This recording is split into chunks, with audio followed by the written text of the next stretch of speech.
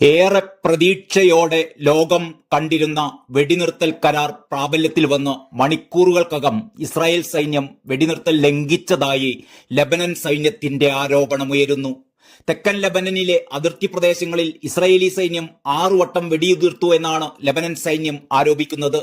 വെടിനിർത്തൽ കരാർ പ്രാബല്യത്തിൽ വന്നതിന് പിന്നാലെ തെക്കൻ ലെബനനിലെ അതിർത്തി പ്രദേശങ്ങളിലേക്ക് മടങ്ങിയ ലെബനീസ് വംശജർക്ക് നേരെ വെടിയുതിർത്തു എന്നാണ് സൈന്യത്തിന്റെ ആരോപണം. അതേസമയം വീടുകളിലേക്ക് മടങ്ങുന്നവർക്കൊപ്പം ഹിസ്ബുള്ള പോരാളികൾ കൂടി ഉണ്ടായിരുന്നുവെന്നും അവർക്ക് നേരെയാണ് വെടിയുതിർത്തത് എന്നുമാണ് ഇസ്രായേൽ സൈനിക കേന്ദ്രങ്ങളുടെ ന്യായീകരണം.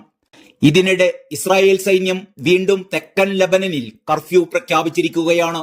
മുമ്പ് അധിനിവേശം നടത്തിയിട്ടില്ലാത്ത ഗ്രാമങ്ങളിൽ നിന്ന് ലെബനൻ ജനതയോട് വിട്ടുനിൽക്കണമെന്ന് ഇസ്രായേൽ സൈന്യം ഉത്തരവിട്ടിട്ടുമുണ്ട്.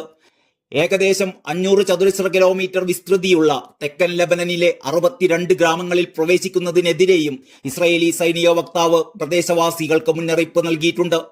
തെക്കൻ ലെബനനിൽ മിഡ് റേഞ്ച് റോക്കറ്റുകൾ സൂക്ഷിക്കാൻ ഹിസ്ബുള്ള ഉപയോഗിച്ചിരുന്ന താവളവും തങ്ങളുടെ വ്യോമസേന വ്യാഴാഴ്ച ആക്രമിച്ചതായി ഇസ്രായേൽ സൈന്യം വെളിപ്പെടുത്തിയിരുന്നു.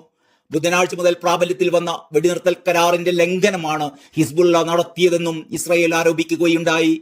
ബുധനാഴ്ച പുലർച്ചെ മുതൽ നിലവിൽ വന്ന ഇസ്രായേൽ ഹിസ്ബുള്ള വെടിനിർത്തലിന് മുൻകൈയെടുത്തത് അമേരിക്കയും ഫ്രാൻസുമാണ്.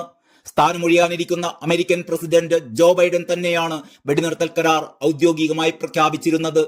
അമേരിക്കയും ഫ്രാൻസും മുൻകൈയെടുത്ത് രൂപപ്പെടുത്തിയ വെടിനിർത്തൽ കരാറിലെ ധാരണകൾ 10-നെതിരെ ഒരു വോട്ടിന്റെ ഭൂരിപക്ഷത്തോടെയാണ് ഇസ്രായേൽ സെക്യൂരിറ്റി ക്യാബിനറ്റ് അംഗീകരിച്ചത്.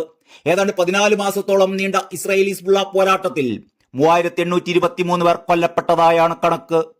നിലവിലെ കരാർ പ്രകാരം 60 ദിവസത്തിനുള്ളിൽ ഇസ്രായേൽ സൈന്യം ലെബനനിൽ നിന്നും പിൻവാങ്ങി തുടങ്ങും.